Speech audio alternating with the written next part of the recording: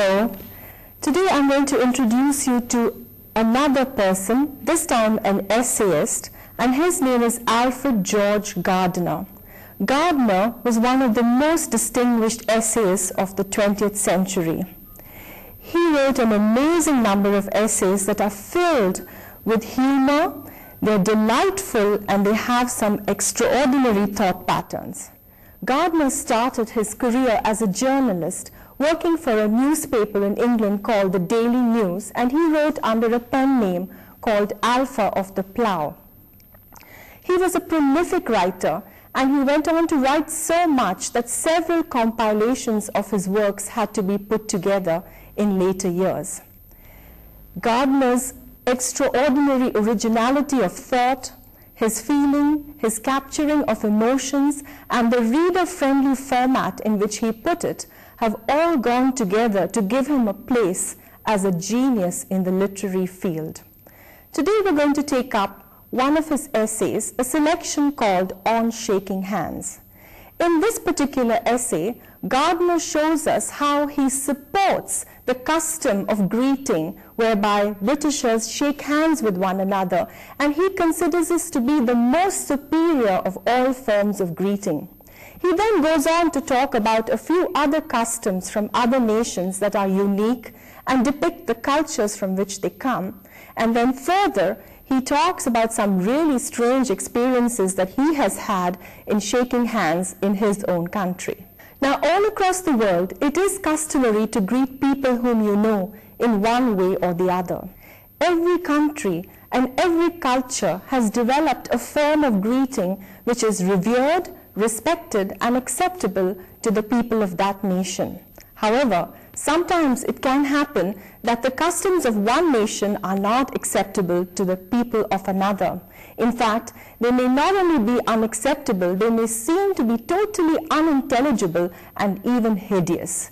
As the old saying goes, one man's food can be another man's poison. As it is in matters of culinary taste, so also in the manner of greeting. Gardiner is an Englishman. As a perfect English gentleman, he takes complete and total pride in this Western custom of shaking hands as a form of greeting.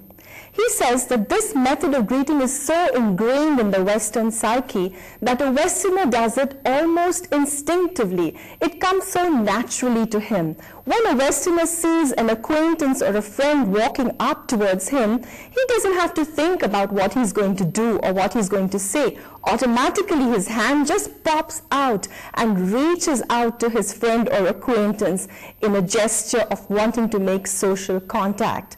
Now, Gardiner is in no way ready to give up this social practice, although it has been coming under terrible criticism from the press because of matters of hygiene. But yet, in talking about this, he wants to dwell on some peculiarities that have happened to him from shaking hands, but not before he looks at options that are available from other cultures and nations across the world. Gardiner talks about the Japanese custom of bowing.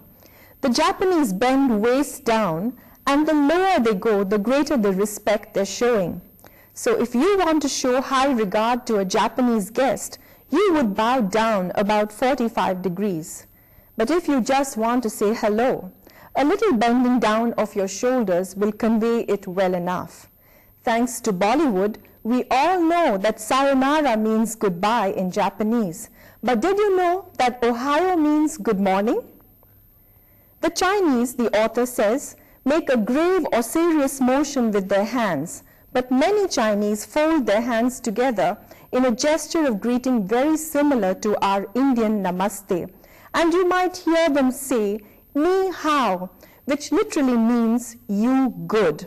It's like speaking goodness upon the one greeted. He also mentions the Arab who touches his friend's chest while greeting him, expressing good wishes which are so familiar to us who live in India. As-salam alaikum, and the reply is pretty much just a shuffling around of the same words with the addition of wa, which simply means and. Wa alaikum salam. And no wonder, because the meaning is so gracious. It says, peace be upon you all. Gardiner also notes how amused he was at the Russian habit of masculine kissing and recounts the 70th birthday of a friend at which a procession of bearded men proceeded to fling their arms around him and give him a resounding smack on each of his whiskered cheeks, to which the birthday boy gave them each a resounding smack in return. The Indian namaste is also noted with commendation by Gardiner. And arguably, in this day and age of fearsome incurable disease, a most hygienic practice, loaded with courtesy and infused with respect and dignity. But what's truly amazing is the beautiful meaning of namaste. Did you know that namaste means the divinity within me salutes the divinity within you? Even after considering all these wonderful forms of greeting from across the world, Gardiner is not prepared to forsake the practice of shaking hands, and he holds that no Englishman would be argued out of this practice because they hold it so dear to themselves. He says to stop an Englishman from shaking hands would be to deprive the hand of the very function for which it has been created. It would be like depriving an Englishman of the very essence of social interaction and contact. However, Gardiner is not unaware that this amiable and harmless practice of shaking hands does have its downside. It does have its drawbacks. And primarily, he is acknowledging the one that's constantly being pointed out by the press, and that is the ground of hygiene.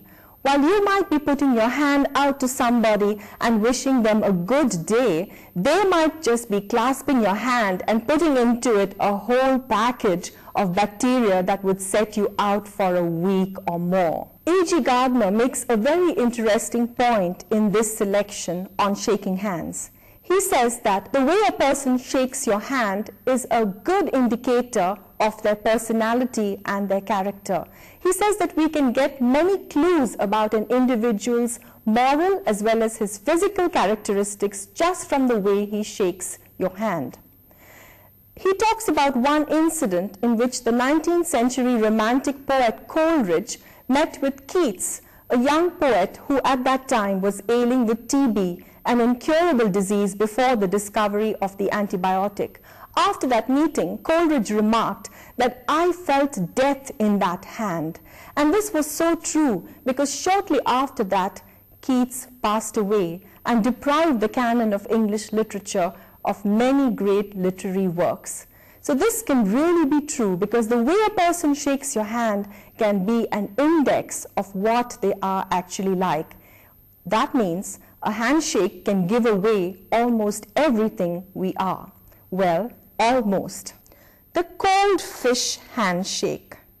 The cold, limp hand offered weakly and hesitantly, suggesting a weak body and mind, a shy personality, and perhaps a reluctance on the part of the person to even interact or connect socially.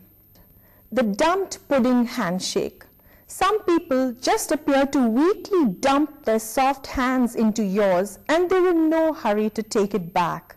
These hands, Gardiner says, are cold and unresponsive, like jellyfish. They lack warmth and heartiness. They leave you puzzled. The bone crusher handshake. The extremely over-enthusiastic fellow, muscular, who crushes your hand into a jumble of aching bones and shakes your arm vigorously up and down multiple times. After this encounter, you have to check if your arm is still in its socket or not. The lingering handshake. This person seems overcharged with affection. The owner doesn't seem to be in any hurry to claim their hand back, and you actually feel like looking for a window to throw it out. The firm gentleman's handshake. The perfect middle ground, Gardiner says, between the Oriental namaste and the Russian's enormous bear hug. This is dignified, warm, and permeated with a sense of human comradeship.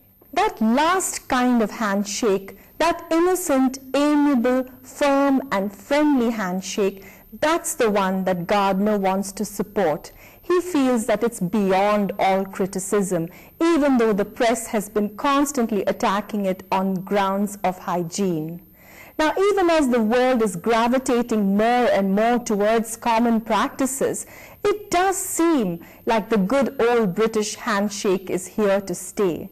In fact, I was looking at a few pictures and I saw that even the Arabs and the Chinese are incorporating the British handshake along with their own greeting.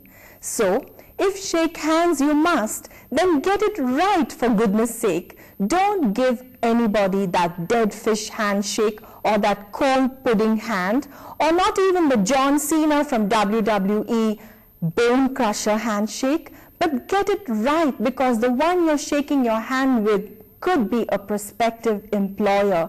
So let it be enthusiastic, positive, friendly, full of energy, so that you will convey that person who's hiding right there within you. But for today, I would like to sign off with a namaste, as the divinity within me salutes the divinity within you. Namaste.